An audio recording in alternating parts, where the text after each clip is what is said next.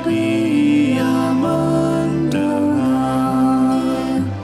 Sejak kulihat wajahnya, ku yakin pada firman-Nya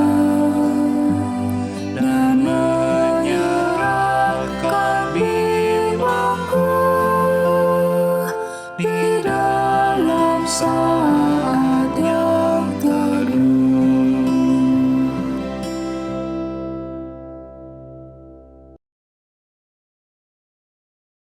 Mazmur 122 ayat 6 dan 7. Berdoalah untuk kesejahteraan Yerusalem. Biarlah orang-orang yang mencintaimu mendapat sentosa. Biarlah kesejahteraan ada di lingkungan tembokmu dan sentosa di dalam purimu. Selamat pagi saudara-saudara. Sebelum kita membaca dan merenungkan firman Tuhan, mari kita bersatu di dalam doa. Terima kasih Tuhan untuk segala kebaikan-Mu. Terima kasih untuk hari yang baru, untuk istirahat semalam yang boleh menyegarkan tubuh kami. Dan biarlah kiranya dalam cinta kasih Tuhan kami boleh mendasarkan hidup kami, hari-hari kami dalam pengenalan akan firman Tuhan. Sehingga kami diberikan hikmat, pengetahuan akan kebenaran, dan juga apa yang sesuai dengan kehendak-Mu. Dalam nama Tuhan kami Yesus Kristus kami berdoa. Amin. Saudara-saudara, pembacaan Alkitab kita hari ini diambil dari kitab Wahyu pasal 2 ayat 8 sampai 11 demikian. Dan tuliskanlah kepada malaikat jemaat di Smyrna. Inilah firman dari yang awal dan yang akhir, yang telah mati dan hidup kembali. Aku tahu kesusahanmu dan kemiskinanmu, namun engkau kaya. Dan fitnah mereka yang menyebut dirinya orang Yahudi, tetapi yang sebenarnya tidak demikian. Sebaliknya mereka adalah jemaah iblis. Jangan takut terhadap apa yang harus engkau derita. Sesungguhnya iblis akan melemparkan beberapa orang dari antaramu ke dalam penjara, supaya kamu dicobai, dan kamu akan beroleh kesusahan selama 10 hari. Hendaklah engkau setia sampai mati, dan aku akan mengaruniakan kepadamu mahkota kehidupan. Siapa bertelinga, hendaklah ia mendengarkan apa yang dikatakan Roh kepada jemaat-jemaat. Barang siapa menang, ia tidak akan menderita apa-apa oleh kematian yang kedua. Demikian pembacaan firman Tuhan. Berbahagialah kita yang mendengar dan yang memeliharanya. Saudara-saudara, saya pernah bercakap-cakap dengan seseorang yang sedang banyak masalah. Dan dalam percakapan tersebut dia protes tentang kemahatauan Tuhan. Kurang lebih, kalau Tuhan itu maha tahu, kan Tuhan tahu kalau dia lagi susah. Dan kalau Tuhan tahu dia susah, kenapa Tuhan tidak kunjung menolong? Bukankah kalau kita nih sebagai manusia, kita tahu ada teman kita susah, atau bahkan mungkin nggak usah teman, orang asing, orang yang tidak kita kenal, kita tahu dia lagi susah, bukankah kita sebagai manusia juga mau menolong, melakukan sesuatu? Lalu kenapa Tuhan yang maha tahu itu kok seperti tidak segera menolongnya? Nah, saudara-saudara, mungkin pertanyaan atau protes seperti ini pernah kita alami juga, pernah kita pikirkan. Kan Tuhan tahu saya susah, kan Tuhan maha kuasa, kok tidak segera menolong?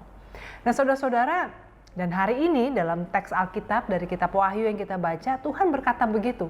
Aku tahu kesusahanmu dan aku tahu kemiskinanmu. Tuhan berkata demikian kepada jemaat Smyrna. Tapi saudara-saudara, dalam pernyataan tersebut Tuhan kemudian tidak mengatakan oleh karena itu aku akan memberikan pertolongan, aku akan memberikan kamu kekayaan, kan karena mereka susah dan miskin gitu ya. Tapi bahkan dikatakan kalau engkau setia sampai mati, baru dikasih mahkota kehidupan. Dan kemudian juga dikatakan engkau akan menderita, engkau akan, sebagian dari kamu akan masuk penjara, tapi cuma 10 hari. Saudara-saudara, ini kan membuat kita jadi, kalau kita ya lagi dalam kesusahan demikian, lalu Tuhan bilang, aku tahu kok kamu susah, tapi kamu akan makin menderita dan kamu harus setia sampai mati. Saudara-saudara, ini gimana rasanya? Nah, Saudara-saudara, saya mau mengajak kita untuk memperhatikan kata-kata dalam penglihatan yang dialami oleh Yohanes, yang dititipkan kepada Yohanes untuk jemaat di Smyrna. Dikatakan begini, aku tahu kesusahanmu dan kemiskinanmu, namun engkau kaya. Ini pernyataan Tuhan kepada jemaat Smyrna. Jadi mereka memang susah, mereka memang miskin, itu di mata dunia, di mata manusia.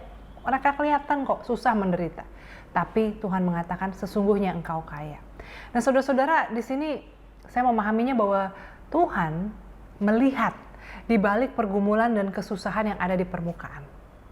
Tuhan tahu apa yang akan terjadi jika kita berhasil melewati pergumulan kita. Bukannya Tuhan berdiam diri, bukannya Tuhan senang melihat kita susah. Tapi kalau kita mengalami kesusahan dan beban itu cepat-cepat diangkat, maka kita tidak akan mencapai hasil yang sesungguhnya layak untuk kita nikmati. Saudara-saudara, saya pernah training ya untuk olahraga, dan itu ketika ada pelatih kan disuruh latihannya. Kadang-kadang saya minta udah cukup 5 kali aja ya, tapi nggak bisa. Harus 10 hitungan atau bahkan 12 hitungan, dan kadang-kadang bukan cuma 1 cycle, bisa 2, 3, 4 cycle untuk sebuah gerakan. Saudara-saudara, sebagai manusia yang baru belajar melatih tubuh, mengolahraga itu rasanya udah cukup gitu ya. Tetapi pelatihnya tentu tahu bahwa kalau cuma segini nggak akan kena sasaran, nggak akan terbentuk otot atau kekuatan yang dibutuhkan oleh tubuh ini. Dan demikian juga ketika Tuhan tahu kita susah, bukannya Tuhan tidak tahu atau tidak peduli, tetapi saudara-saudara, ada perjalanan yang harus kita lalui. Memang kesusahan itu harus kita lalui terlebih dahulu, karena di balik itu Tuhan melihat ada kekayaan dalam diri kita. Kekayaan di sini bisa berarti potensi. Kekayaan di sini bisa berarti karakter, kekuatan jiwa, kekuatan karakter, dan itu bisa didapat melalui tempaan kehidupan. Nah, kemudian dikatakan juga Tuhan juga melihat bahwa mereka, jemaat Smyrna, mengalami fitnah dari orang-orang yang menyebut dirinya orang Yahudi. Nah, di sini saudara-saudara, kalau Tuhan melihat di balik kesusahan bahwa ada kekuatan, ada kekayaan di balik kemiskinan yang tampak di permukaan, sebaliknya Tuhan juga melihat orang-orang yang mengaku diri beragama, orang-orang yang merasa saleh dan menganggap diri baik, tetapi sesungguhnya dikatakan mereka ini adalah jemaah iblis. Karena mereka menjadi kaki tangan iblis dengan kedengkian, dengan kejahatan yang mereka sebarkan, fitnah. Nah, di sini ada orang-orang Yahudi yang memusuhi jemaat mula-mula, memusuhi jemaat di Smyrna, dan menyebarkan fitnah jelek-jelek tentang orang Kristen, sehingga masyarakat umum memusuhi mereka. Memusuhi, dan bukan hanya memusuhi mendiamkan, tetapi juga membuli ya, menyingkirkan.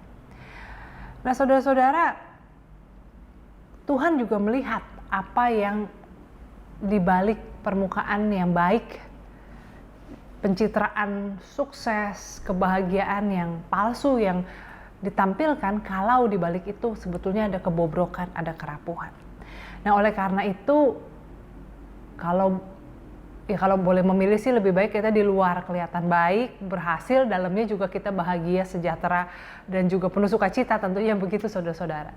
Tetapi apa yang dialami oleh jemaat Smyrna dibandingkan dengan orang-orang yang menyebut diri Yahudi ini, di mata Tuhan lebih berharga orang-orang yang seperti jemaat Smyrna. Yang memang kelihatannya susah, kelihatannya gagal ya. Ya kan, kemiskinan di mata dunia itu seringkali dianggap bukan hal yang diinginkan gitu ya. Tapi justru di mata Tuhan mereka kaya. Sementara orang-orang yang menganggap dirinya saleh dan benar ini ternyata di mata Tuhan dianggap sebagai jemaah iblis. Oleh karena itu kita juga berusaha untuk menjadi tulus. Berusaha untuk sungguh-sungguh mencari, melakukan kehendak Tuhan, menguji hati kita. Nah, kemudian Tuhan juga berkata kepada jemaat di Smyrna, jangan takut akan penderitaan. Engkau akan dipenjara, beroleh kesusahan, tapi cuma 10 hari. Apa maksudnya saudara-saudara? Gimana orang tidak takut kalau dibilang bahwa dia akan menderita? Kemarin saya juga ngobrol dengan beberapa teman, lalu ngobrol soal kalau kita sakit tuh sebaiknya tuh, tahu nggak sih? Misalnya kita terminally ill ya, sakit keras. Mendingan dikasih tahu atau biarin aja supaya kita menikmati hidup. Saudara-saudara, kenapa? Kadang-kadang kalau kita dikasih tahu, kita jadi merasa-rasa ya. Kita dikasih tahu bahwa, wah kamu sakit keras, organ kamu sudah gagal, hidup kamu tinggal sebentar lagi. Kemudian jadi merasa lemes, merasa sakit, merasa tidak berdaya. Kadang-kadang begitu. Ketika kita dikasih tahu akan kesusahan yang akan terjadi, kita jadi patah semangat. Tapi di sini Tuhan katakan kamu memang akan menderita dikasih tahu. Tapi jangan takut. Kenapa? Karena semua itu akan berakhir. Di sini Tuhan hendak menegaskan, menyampaikan bahwa ada hal-hal yang harus kita lalui. Bersiaplah, tapi percayalah juga bahwa semuanya itu hanya sementara. Hal-hal kesusahan eksternal, semua itu hanya sementara. Saudara-saudara, kesusahan yang seringkali kita pelihara adalah kesusahan dari dalam diri kita sendiri, hati kita, pikiran kita. Orang berlaku jahat sama kita. Kan cuma sekali peristiwa itu. Tapi apa yang membuat kita terus marah dan panas hati? Karena hati dan pikiran kita terus mengulang peristiwa itu, memupuk kebencian, kemarahan, dan sebagainya. Hal-hal yang eksternal itu tanda kutip cuma 10 hari.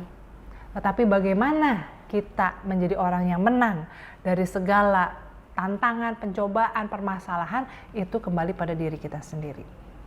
Dan yang setia sampai mati akan dikaruniai mahkota kehidupan. Barang siapa menang tidak akan menderita oleh kematian yang kedua. Dalam pernyataan ini, dalam wahyu ini ada kontradiksi atau paradoks.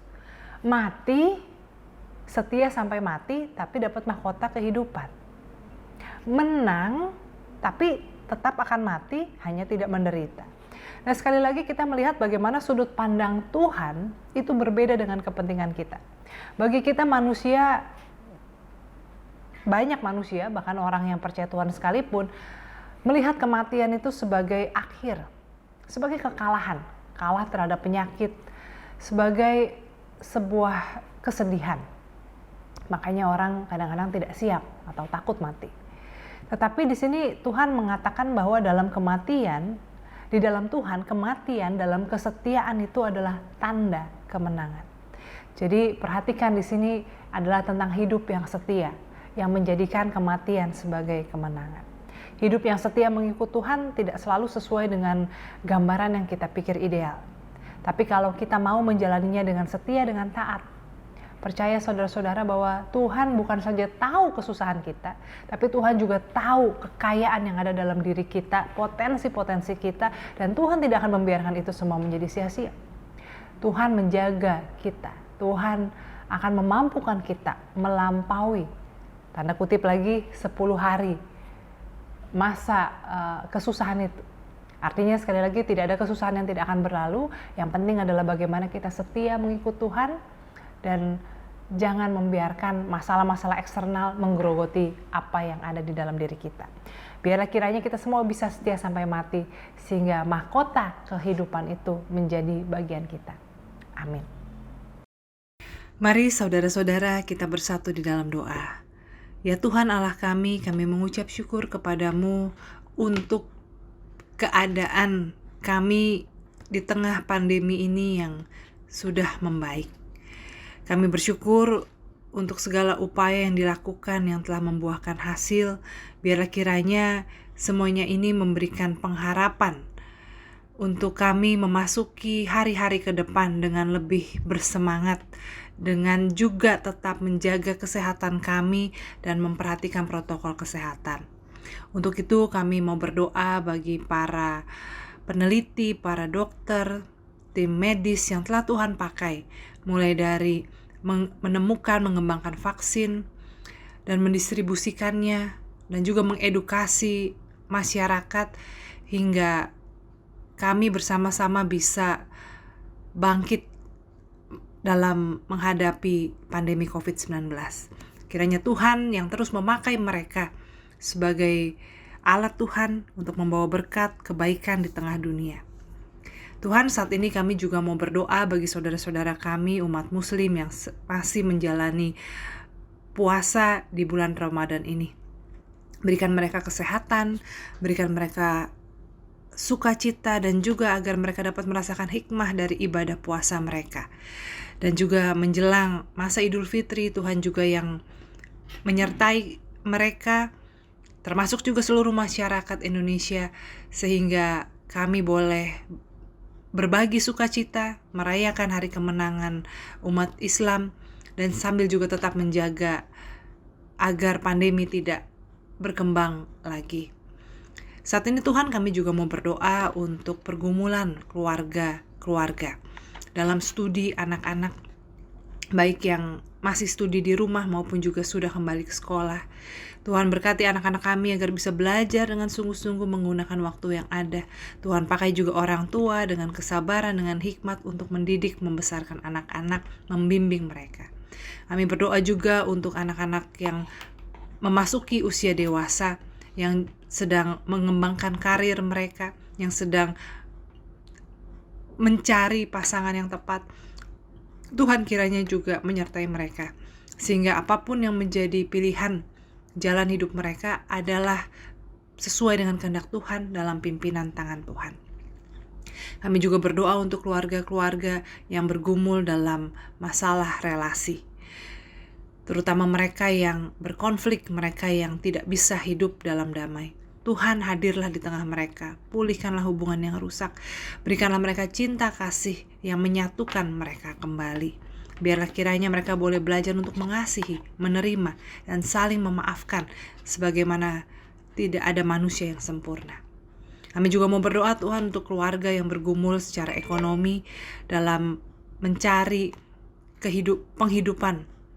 Kiranya Tuhan yang menyediakan jalan berkat, Tuhan yang mencukupkan, dan biarlah kiranya Tuhan juga yang memampukan mereka untuk menjaga integritas iman mereka di tengah usaha mereka mencari nafkah. Kami juga mau berdoa Tuhan untuk pelayanan digital kami di GKI Surya Utama. Tuhan, biarlah kiranya Engkau yang pakai pelayanan ini untuk menjadi berkat bagi lebih banyak orang. Dan ketika kami pelan-pelan kembali beribadah di gedung gereja, biarlah kiranya pelayanan digital ini boleh terus berkembang dan bisa menopang kehidupan kami bersama di gereja, pelayanan kami, pemberitaan firman yang kami lakukan. Tuhan, kami serahkan doa ini dalam satu nama Tuhan kami Yesus Kristus. Amin.